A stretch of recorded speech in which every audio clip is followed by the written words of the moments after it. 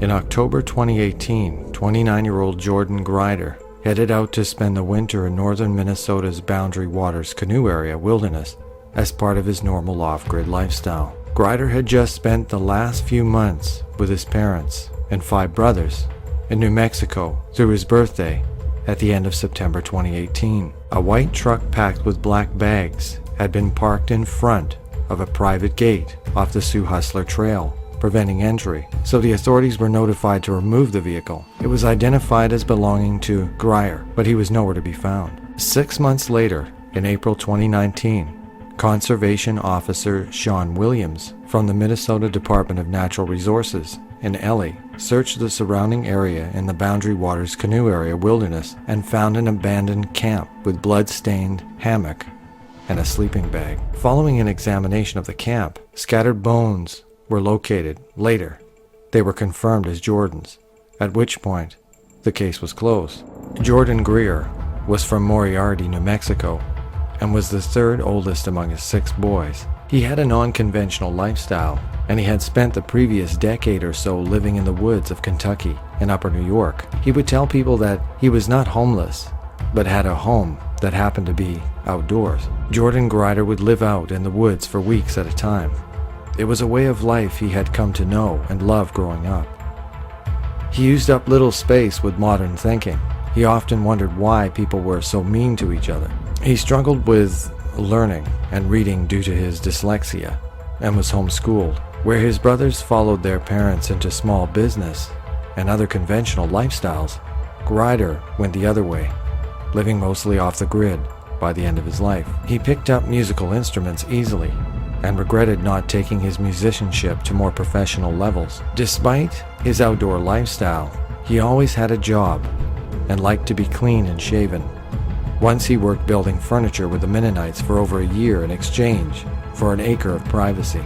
Other times he worked at a salsa processing plant, Walmart, and a whiskey barrel manufacturer. His mother, Rebecca, said, quote, "Jordon has this incredibly unusual way of meeting up with people. We called them his divine appointments," end quote. When he fell in love with a woman for several years in Kentucky, he became a father figure for the woman's 3 young children. They looked forward to his homemade birthday cakes, and he taught the kids how to use both a sickle and a lasso. Jordon could grow grains and make his bread, or a peppermint patch to harvest for tea. Rebecca said, quote, "It was challenging, his independence, I wish I had embraced it a lot more as a mom. Interestingly, with him, he was super cautious, and he would be super daring too, but only if he had mastered what he was going to be daring with," end quote. In early October 2018, Grider had set up his campsite overlooking a seasonal beaver slough in the Boundary Waters Canoe Area wilderness. Jordon did have a cell phone reception in the area, and he used it to send his family a picture of Beaver Pond near his campsite on October 8th. This was the last message anyone received from him. He left the area at least once to drive to the nearest store and purchase goods based on a receipt that was found in his vehicle and dated October 9th. After that, nothing more was heard or seen from him.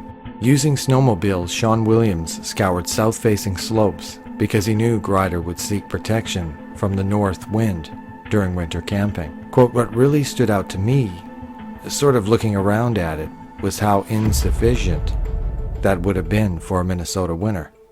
I understand his intent was he wanted to be challenged, but it kind of shows that can turn on you," end quote. 6 months later, in April 2019, Williams located Grider's camp off the Sioux Hustler Trail, with the St. Louis County Sheriff's Office report describing, quote, "a large amount of blood inside the hammock and sleeping bag." Williams said, quote, "It's in super remote place. If you were looking for a spot to avoid contact with people, he really did find it. We were kind of just taking it in, myself and the agent, a visual inventory. We noticed a large amount of blood everywhere," end quote. A hammock was slung under a green tarp that hung over a guy wire. A 9mm Beretta pistol was in the hammock with 2 loaded magazines. There was blood splatter on the walls of the tarp. There were indications of wolves at the campsite with footprints and scat. However, after the initial search of the campsite, there was no sign of Grider, but it was hampered as it was under 2 to 4 feet of snow. Williams and his team decided to let the snow melt and return later. On returning to the site some days later, remains were finally uncovered beneath the snow. 10 bones were found, including vertebrae, a possible femur, and a possible forearm. A shredded jacket and other torn bits of clothing were also at the campsite. 2 more bones were later discovered further off-site by cadaver dogs. Rebecca Grider said, quote, "They didn't find his skull. They took teams of 20 to 30 people out and did the one-by-one grid walk. They went up with the cadaver dogs to try to find more. They still didn't," end quote.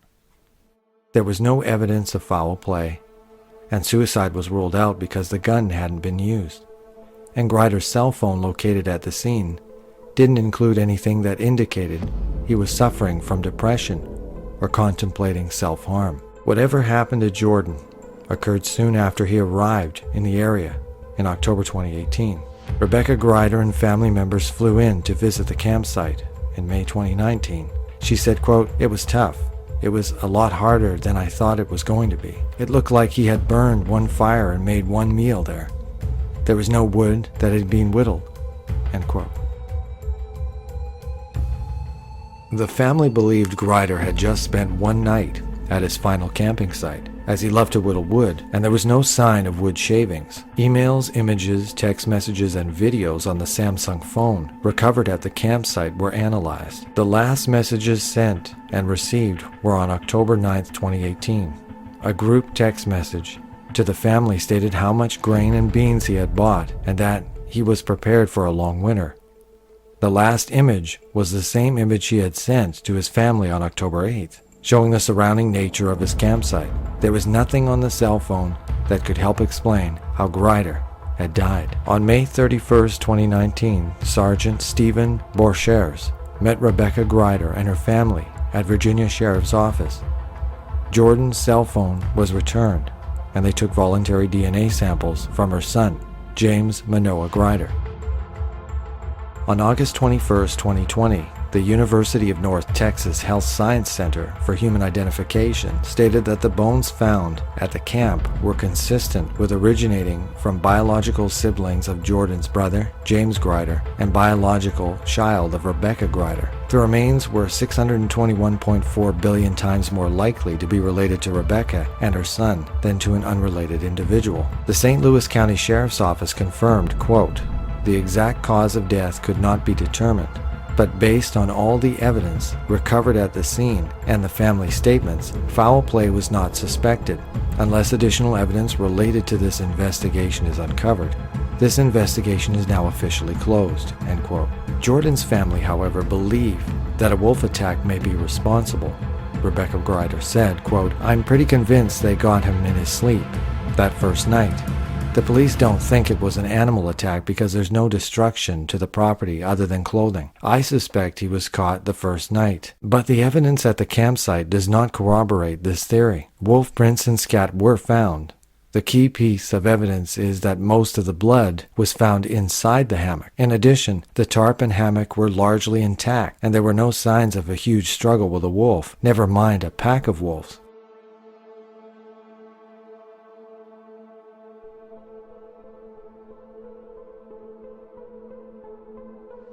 According to Thomas Gable, a University of Minnesota researcher who has been intensely studying wolves since 2015 as lead on the Voyager's Wolf Project, an attack by wolves would have been infinitesimally rare. Gable said that in the last 20 years, there have been 2 wolf attacks in North America, causing the deaths of 22-year-old Kenton Carnegie in Saskatchewan in 2005 and Candace Berner in Alaska in 2010. There are no recorded non-captive wolf killings of humans in Minnesota dating back to the 1800s. However, there is one case of a non-fatal attack in which a starving wolf with a deformed jaw attacked a 16-year-old Noah Graham. The deformed jaw would have prevented it from properly scavenging for food, so in desperation, it attacked the boy. Gable said that wolves tend to avoid humans. Quote, "They have a built-in innate fear of humans, probably through the long relationship with people and learning that people mean trouble and bad news. They avoid people in human settlements," End quote. Since there were no rips or tears in the hammock or tarp, he thought it was unlikely a pack of wolves attacked Grider while he was in the hammock. Gable would have expected a wolf kill to feature greater signs of struggle and the resulting mess to have been even more pronounced. Quote, "They're not neat predators. If they make a kill, the scene where the blood and remains are is a huge scene of disturbance. The blood smears across a large area." End quote. Why didn't Jordon get to the Beretta gun in his hammock if the wolves were involved? If a wolf attack was involved, it was more likely post-mortem. Quote, "That is totally possible. Wolves and any other animal, they're going to do what they need to do to survive. They don't make a huge differentiation between dead, rotting bodies, whether it's a person or a bear. We see wolves scavenging all sorts of dead animals." End quote. But if wolves had removed the body post-mortem from the hammock, why wasn't it damaged? Were there bite marks on the bones? This wasn't reported. Did Jordon have a fatal nick or slip of the blade while whittling wood or even shaving? During the investigation, Rebecca showed a video that had been put on an inactive YouTube channel showing Grider using a military-style folding knife to shave his beard. She said that Jordon kept his knives very sharp and believed that this could be a possible explanation, as he may have accidentally severed an artery while shaving. This would explain all the blood at the campsite, and the authorities found several knives and blades. The sheriff's office said, quote, "Rebecca told me that Jordon keeps his knives very sharp. She believes this could be a possible explanation that he may have accidentally severed an artery while shaving." End quote. Williams said, quote, "Honestly, I'm sure we'll never know exactly what happened. I sort of leaned towards he had some accident and cut himself or stabbed himself, something like that. We found some things that looked like they could have potentially been used as bandages outside the front of the tent, but we couldn't tell for sure." End quote. But family members were skeptical. Rebecca said there were no blades found with blood. Quote, "They were all in their chests. If you had accidentally cut yourself, would you really re-chef the knife? None of the bandages appeared to have blood on them. And if you were using a piece of clothing in such a fashion, it would be saturated with blood. Most of the blood was found in the hammock. Would Jordon be shaving in his hammock? Or once cut, return to it?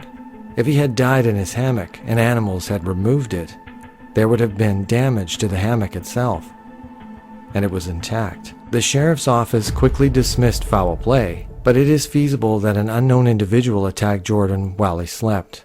Could this person have cut Jordon's throat or severed another major artery, rather than the injury happening while shaving? Online sleuths have theorized that Jordon's death was caused by a Sasquatch or Wendigo attack, and here are listed 5 reasons why. 1. It looked like he had been attacked in his hammock, unawares, as his boots had been removed and his gun was still unused. If wolves had attacked him, the area under the tarp would have shown considerable struggle. 2. The tarp and hammock did not look like they had been subject to an animal attack. 3. If Jordon was whittling wood, where were the wood shavings? If he had died from a shaving cut, why would he be in the hammock? Wouldn't it be more likely that he would be shaving near water? But it did look like there were some cut strips of material. 4. His shredded jacket had been recovered, indicating some attack, but was the damage post-mortem? And finally 5. Despite a considerable search of the area, many of Jordon's bones remain missing, including his skull, indicating that parts of his body were removed.